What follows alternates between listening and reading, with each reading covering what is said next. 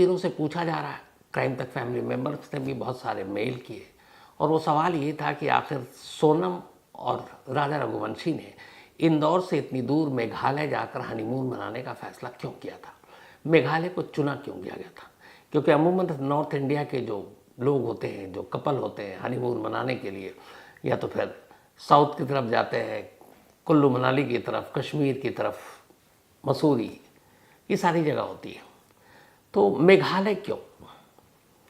Indore police की custody में 3 सुपारी किलर और सोनम का प्रेमी राज कुशवाहा करीब 2 दिनों तक रहा। हालांकि केस उनका नहीं था, फिर भी अब मेघालय पुलिस की टीम भी आई हुई थी। इनिशियल इन्वेस्टिगेशन शुरू हुई, पूछताछ शुरू हुई, और उस पूछताछ के बाद जो खुलासा हुआ है उससे इस सवाल का जवाब मिल गया कि मेघालय को आखिर सोनम ने क्यों चुना था। उसकी एक बहुत बड़ी वजह थी, और ये सारी प्लानिंग और साजिश का ये एक बहुत बड़ा हिस्सा था मेघालय।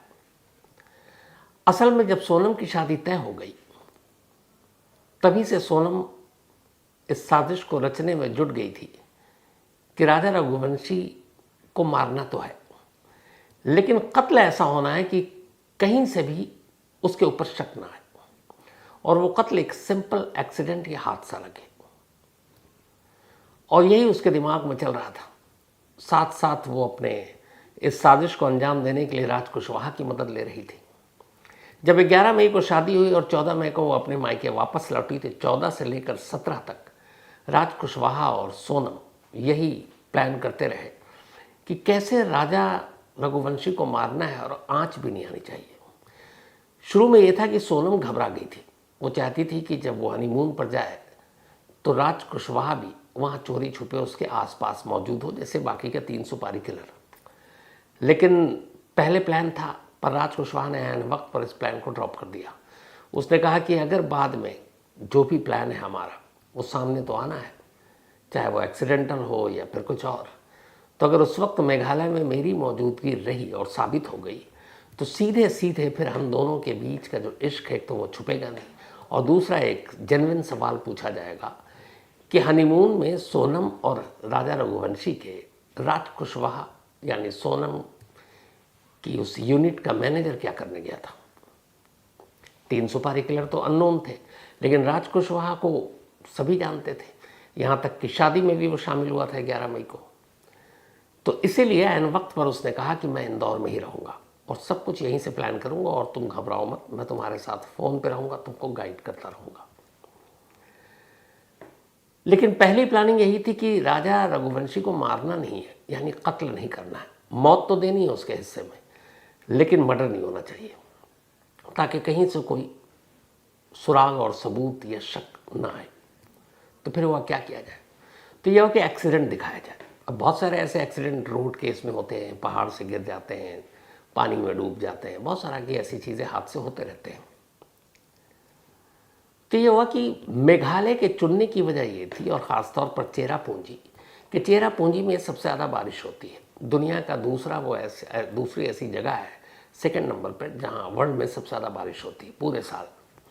और चेरापूंजी में बारिश होने की वजह से एक तो काफ़ी हरा भरा जंगल है, खाई है, फिसलन है, और गहरी गहरी खाइयाँ हैं। सड़क भी जो है काफ़ी संकरे संकरे कई जगह पर है। चूँकि पढ़ी लिखी सोनम मेघालय के बारे में अच्छे से जानती थी, मेघालय के बारे में उसने काफ़ी स्टडी भी की। अभी उसके गूगल सर्च से ये सारी चीज़ें अब मेघालय पुलिस निकाल रही है, और सर्च में ये मिला भी है कि मेघालय को उसने ऑलरेडी सर्च किया था। तो ये हुआ कि मेघालय ले जाएंगे, और मेघालय ले जाने के बाद किसी ऊंची जगह से किसी खाई में राजा रघुवंशी गिर जाएगा। तो बिना उसे चाकू मारे, बिना उसे गोली मारे, बिना किसी और तरीके से वो सीधे सीधे एक एक्सीडेंटल डेथ होगा, और पाँव फिसलने से गीली जगह पर जहाँ बारिश हो रही है किसी को शक भी नहीं होगा। इसमें ख़तरा भी नहीं था। लेकिन फिर भी कि अगर ये प्लान नाकाम रहा तो फिर प्लान बी था, और वो ये था कि फिर तो मारना पड़ेगा। लेकिन पहली चीज़ यही थी कि कत्ल नहीं करना है, पर उसे मारना है। 3 सुपारी किलर को इसीलिए पैसे दिए गए कि अगर प्लान ए नाकाम रहा तब प्लान बी करना है। वो तीनों भी अपना निकल लिए खुशी खुशी। 17 को, 20 को ये दोनों निकलते हैं। 21 तारीख को सोनम और राजा मेघालय पहुंचते हैं, वहाँ स्टे होम में रुकते हैं और नेक्स्ट डे ये सारे सुपारी किलर भी वहाँ तक पहुँच चुके थे, क्योंकि सोनम बराबर लोकेशन उनसे शेयर कर रही थी। तारीख जो राजा रघुवंशी की मौत के लिए चुनी गई थी वो 22 मई थी, 23 नहीं। 22 मई को ही, यानी कि मेघालय पहुँचने के नेक्स्ट डे ही राजा रघुवंशी को एक हादसे में मारा जाना था। तब ये लोग पहुँचते हैं। वहाँ जाने के बाद सोनम ख़ास तौर पर उन जगहों के बारे में जहाँ वो ठहरी पूछती थी कि यहाँ ऊंची ऊंची पहाड़ियाँ, खाइयाँ कहाँ हैं। और फिर उसने गूगल मैप के ज़रिए भी देखा। 22 मई को अब वो तीनों सुपारी किलर से लोकेशन शेयर करती है और फिर ऐसी एक ख़तरनाक जगह पर पहुँच जाती है। वहाँ जाने के बाद प्लान ये था कि सेल्फी लेंगे,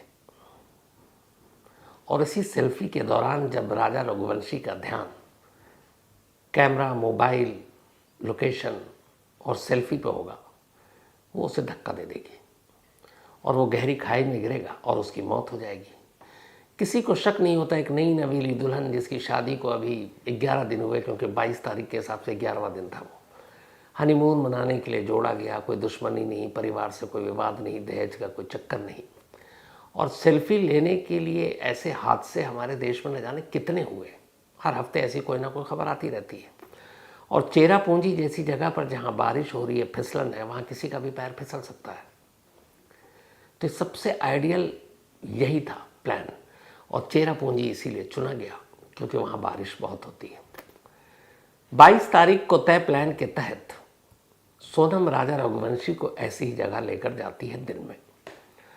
उस दिन सुबह से बारिश हो रही थी। चेरापूंजी में हर वक्त बारिश होती है, फिर रुकती, फिर होती है, लेकिन उस दिन बारिश भी हो रही थी और मौसम थोड़ा ख़राब था।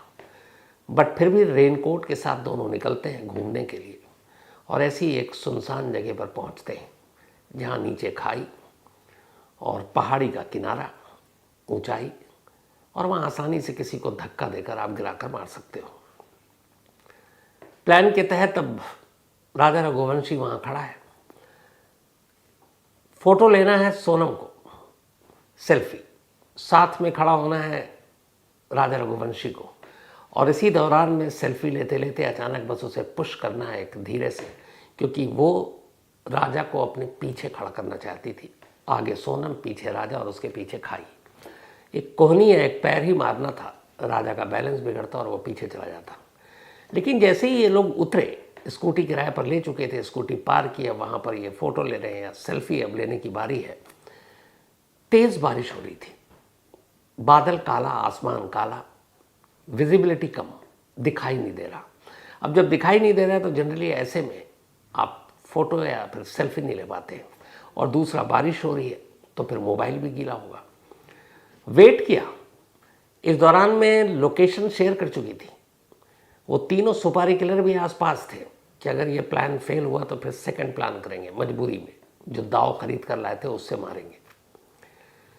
वेट करते रहे, मौसम नहीं साफ हुआ। काफ़ी देर इंतज़ार किया लेकिन मौका नहीं मिला, और आखिरकार फिर राजा रघुवंशी ने कहा कि मौसम ख़राब हो रहा है, स्कूटी से जाना है, रास्ता ठीक नहीं है, अब यहाँ से निकलो। सोनम पहले उसे समझाती रही लेकिन राजा माना नहीं। फिर राजा ने उसे स्ट्रिक्टली कहा कि यहाँ से चलो, सेफ नहीं है जगह। तब मन मारकर सोनम को वहाँ से निकलना पड़ा, और पहला प्लान 22 मई का इस तरीके से अधूरा रह गया। अगर उस दिन बारिश ना होती, मौसम साफ होता या आसमान इतना घंघोर ना होता, तो शायद 22 मई को ही राजा रघुवंशी की मौत हो चुकी होती और उसे धक्का मारकर नीचे गिराया होता। हो सकता है उसके बाद जब पुलिस को राजा रघुवंशी की लाश मिलती तो पोस्टमार्टम रिपोर्ट में सिर्फ हड्डियां टूटने और ऊंचाई से गिरने की वजह से मौत की ही रिपोर्ट आती, क्योंकि और कोई इंजरी मार्क तो होती नहीं। और ये चीज़ सोनम ने पहले से सोच रखा था। उसे पता था कि एंटीमार्टम, पोस्टमार्टम क्या होता है। तो 22 मई को जब ये नाकाम रहा, मन महसूस कर सोनम वहाँ से निकल पड़ी। वापस इधर उधर जाते हैं। अब ये हुआ कि अगले दिन 23 मई, क्योंकि इधर अब राजा रघुवंशी भी वापस घर जाने की जिद कर रहा था। उसकी वजह ये थी कि तो वापसी की टिकट तब तक थी नहीं। अब उसने कहा कि नहीं, अब चलते हैं, और माँ से उसने कहा था 1-2 दिन में आ जाएंगे। तो वहाँ से उन्हें गुवाहाटी जाना था, फिर गुवाहाटी से उन्हें वापस आना था। तो अब सोनम को लगा कि 22 तो गया, 23 ही लास्ट डे है, जो हो सकता है 24 को वो निकलने की जिद करे, और एक बार मेघालय से निकल गए तो फिर ये काम पूरा करना मुश्किल है। तो 23 मई की तारीख आई, तीनों को उसने लोकेशन भेजा और फिर ऐसी एक ऊंची जगह पर गए। और इत्तेफाक से या बदनसीबी से कहे राजा रघुवंशी के लिए कि उस दिन मौसम ख़राब नहीं था। अगर मौसम ख़राब होता तो शायद उस दिन भी राजा रघुवंशी 3000 स्टेप नीचे नहीं उतरता उस झरने तक ट्रैकिंग करके। लेकिन मौसम थोड़ा सा साफ खुशगवार था तो राजा वहाँ उतर गया। और अब ये था कि राजा को मारना ही पड़ेगा। एक्सीडेंटल डेथ अब दिखा नहीं सकते क्योंकि टाइम की कमी थी। अगर राजा वापस आने की जिद नहीं करता तो शायद 24 को भी एक चांस ले सकते थे, लेकिन इनके पास अब लगा कि सिर्फ ये 23 लास्ट डे है। लेकिन तब तक ये था कि जो तीनों सुपारी किलर थे उनके मन में भी ये बैठ गया था कि इसको एक एक्सीडेंटल डेथ दिखाना है, चाकू या किसी और चीज़ से नहीं मारना क्योंकि फंस जाएंगे। और वो चाहते थे कि किसी ऐसी जगह पे मौका मिले जहाँ धक्का दे दें, लेकिन मौका मिल नहीं रहा था। सोनम के दिमाग में था कि 23 लास्ट डेट है। तो जब ये नीचे पहुँचते हैं वहाँ सुनसान, तब सोनम उनसे कहती है, जो पूछताछ में इंदौर की पुलिस को तीनों सुपारी किलर ने बताया उनके हिसाब से ये क्या है न वक्त में वो पलट रहे थे कि नहीं ऐसे नहीं मारेंगे, कहीं धक्का वक्का देकर ही मारते हैं। बट सोनम अड़ गई और सोनम ने कहा था मैं तुम्हें और पैसे दूंगी। इनमें से एक सुपारी किलर ने कहा कि सोनम ने यह तक कहा कि तुम ये काम कर दो, मैं तुम्हें 20 लाख रुपए दूंगी।